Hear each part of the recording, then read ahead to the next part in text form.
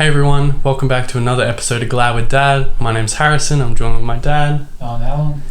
In this podcast we talk about, we help you build emotional well-being through a new perspective. In today's podcast we're going to be talking about the consequences of living in regret without action.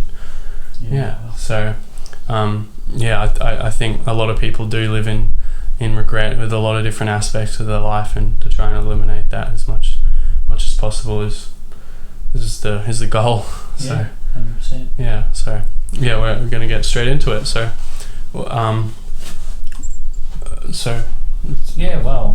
talking. For me, I can just figure the way with money, really. First up, not say the money, how many missed opportunities that I had. There's so many opportunities that come within your life, or that have in my life, and not being prepared for the opportunities when they come is I've missed them. Really. Yeah. So I've lived with regret because of that.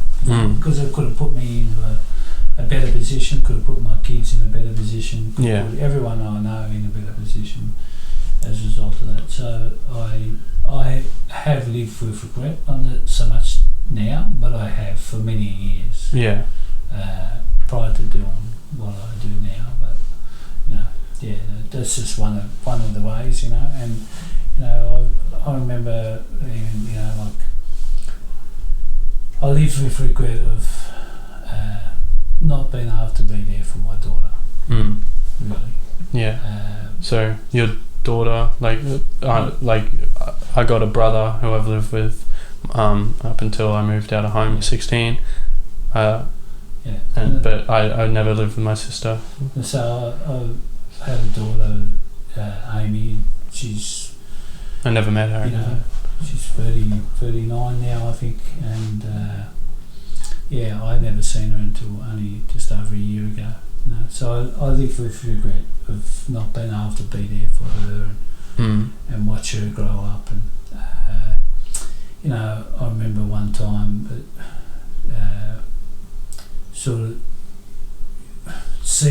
knowing the fact that another man was bringing her up, and she was in a stable home, and I was frightened of not being able to provide them things for her. Yeah. In the lifestyle. The same way that. The lifestyle I was living at the time was, I was involved with alcohol and drugs in a heavy way. I knew I couldn't be there for her. So it didn't help me much, but the fact that I knew that she was getting brought up by somebody else helped me to have comfort, a little bit of comfort. But I still live with the regret of that. What about you? Yeah. Well, I regretted caring so much about what other people said about me, right? And that would get me down, which would lower my self-esteem, which made me care more than before because I needed that external validation. So it's a self-perpetuating thing, and it got worse and worse. Yeah. Yeah. Because I decided that not decided, but throughout my life it kind of formed me to that position where I was caring so much. But I realized later on that wasn't the way to go. But I was like. Well, then you live in somebody else's life, aren't you? Yeah. You're not even living your own. Yeah, 100%. Yeah, but I was sitting in my own stuff, So,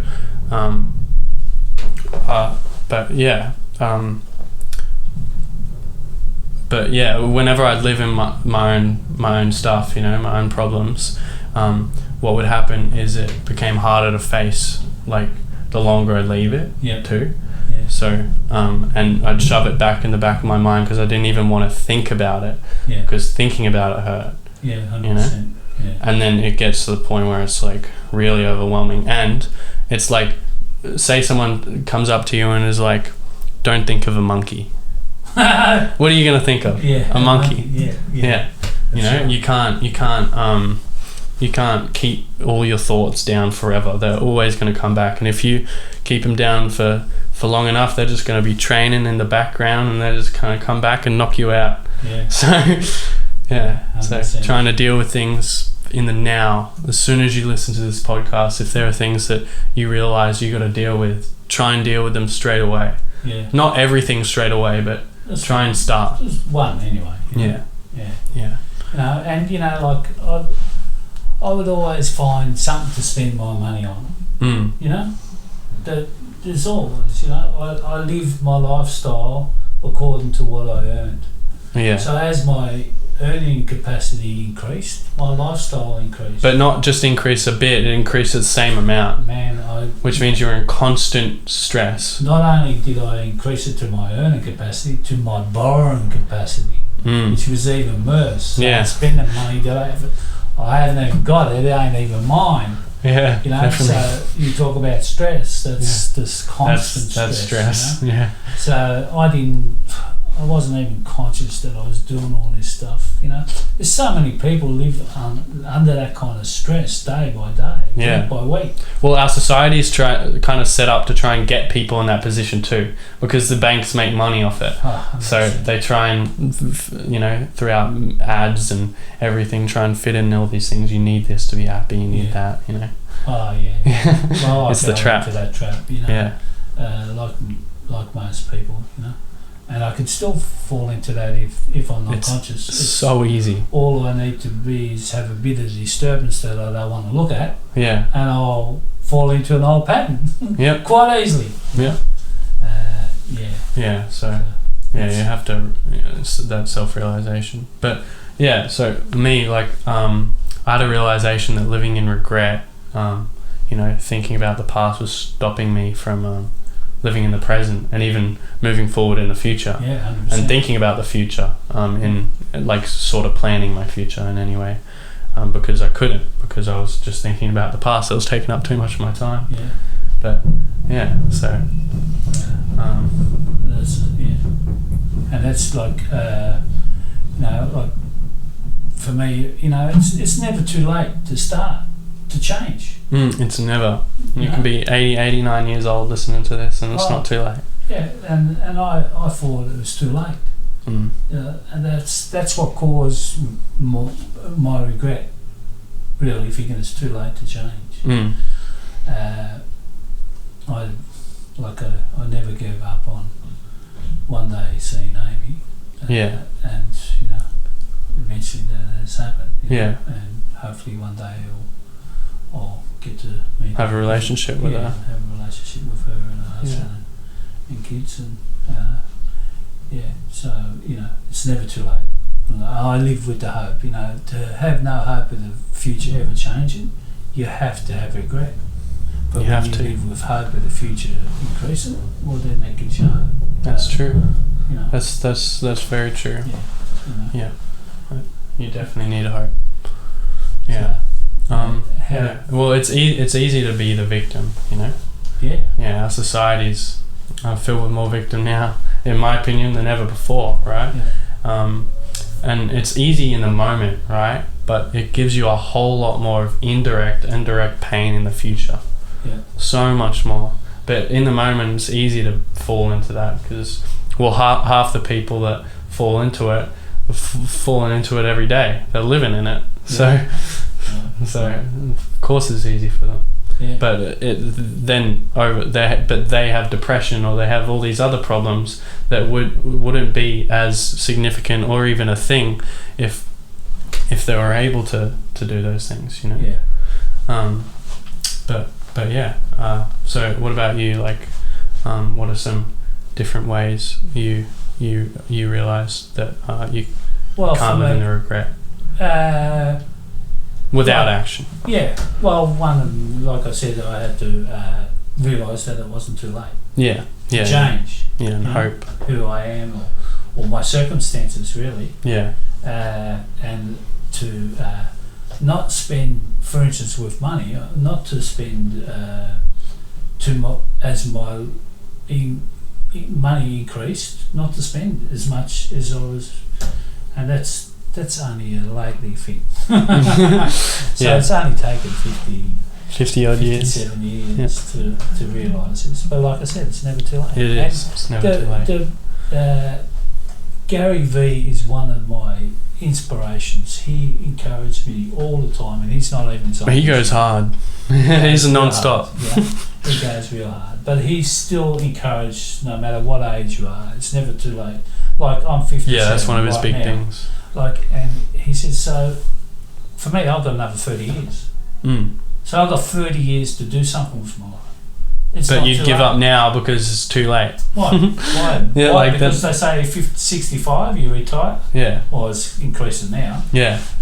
Because people have to. Yeah. But it's, like some of the most successful people haven't had their success until they're in their 60s. Yeah, like the owner of KFC. Yeah. I think he was in his late 60s when he made KFC. That's incredible. Yeah, and by the time he died, he was a billionaire. Yeah, and like the fact of having that regret with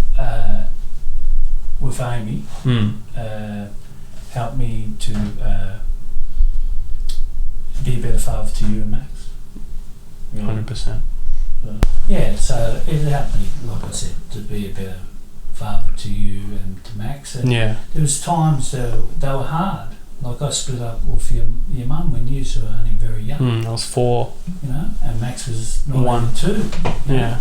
He was still in nappies, and I thought, like, how am I going to do this? How am I going to bring these kids up? I don't even know how to cook. I burn everything. Yeah. It's a required taste now. But I expressed that to some people that I knew, and they encouraged me, and I got the help that I needed. And there's always been people that have come. 100%. I've been blessed with some really good friends. And good people that have helped me along the way, and the women that have come into my life that have helped you raise your children. Definitely. I have much appreciation about that. So, same. Which same here. Wouldn't have happened. So this has helped me. So from the tragedy of not being able to be there for Amy has allowed me to be a better father for you and Max. And I still regret not being there for Amy, of course, but I can't change the past. So, and you managed to find some sort of gift in the you have to find the rubbish, You have to find a gift in everything that you experience. If you don't, you'll live in the regret. I don't want to live in regret. So, like you said, there's a gift in everything. Find the gift. It's always there. If you're looking for it. So, what about yourself? To live in the regret, you have to be a victim. So to live a victim life, these are the prerequisites. All you have to do is nothing. Just sit in your shit, do nothing, right?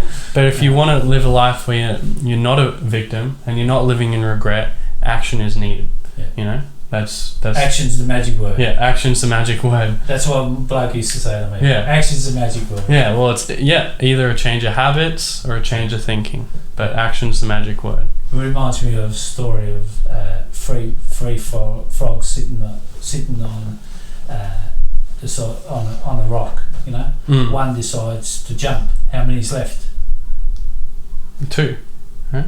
Yeah, 2. No, 3. He's only made a decision to jump. Alright, he hasn't put any action. So most people it's the same. So action is the magic word. That's a good way of putting it. Yeah, definitely. And it's amazing that I remember that story. I was told that 30 years ago. 30 years. 2 of my lives, almost. Oh, cool. Well. So it's only a short podcast today. But I hope you hopefully got something out of that from this. And it's helped you in some way. And if there's anything you regret, try and do something, any action towards try and find that gift and that's a vital take that action. To find the gift is definitely a healing process. It has been for me. So what you could do is you could write down the things that you regret in life. And then start picking them apart in every way and try and find some way of how that set you in a direction for something good to happen. Maybe you met your girlfriend after this terrible thing happened to you or something like that. That wouldn't have happened otherwise. And also another thought to think, and this is kind of what removes almost all of my regret. And I know not everyone can think this way, and not everyone does, so I understand why not everyone will relate to this. But I believe in divine timing. I believe that whatever happened for a reason, and it's just set me in the path that I'm meant to be going. Yeah. And I have that ultimate trust in the universe and that things are going to be okay. Yeah. And that's why I don't live in regret. Yeah, and it doesn't mean that we avoid the responsibility of things we've done wrong and not trying to make them right. Definitely. No, that's another thing. Like I can't just look for the gift and not dismiss my actions that haven't been necessarily up to scratch. But you can't change the past. So. I can't change it, but I can change what I do about it. Yeah, that's another thing that helped me as well. Like a man said, you may not be responsible for what happened in your past, but you are today and what you do about it. And that's I can live with that. That's a big. I can live with that because come to accepting what I couldn't change, and finding the courage to change the things that I can. And finding out which one it was. What's that prayer? The serenity prayer. The serenity prayer. Like God grant me the serenity to accept the things I cannot change, courage to change the things I can, and the wisdom to know the difference. That's to find out which one it is. Yeah, that's a beautiful one. It's a simple prayer. And it's gone through, and it's not doesn't belong to anyone in particular, any sect or religion. It's just a universal prayer that's quite simple, and I know has helped me through my life for many, many a time. I remember Dad actually every night when I was younger. My dad got me in the habit of saying that prayer every night. I didn't even know what it meant. Yeah, but I was saying the words. It was meaning something. It did something. Yeah, well, and it's a beautiful way to go to sleep if you want to. It's a way of going to sleep. If you find it hard getting to sleep, you just say that over and over and over again, and like counting sheep, you say that you'll have a nice sleep. You'll find it. You'll get to sleep. Yeah. Cool. Yeah. Well, I think that sums it all up. I appreciate you listening. Hope you all got something from this, and if you have, let us know below. Yeah. And send this video to anyone who you think it might help, because we want to try and help as many people as possible. And really might be able to, if it helps you in any way, might be able to help or even change someone else's life so you never know, one word can change somebody's direction in their life. 100%. Things can stick. Cool. So, thanks for sharing your time, and we appreciate it. Talk to you later. Bye.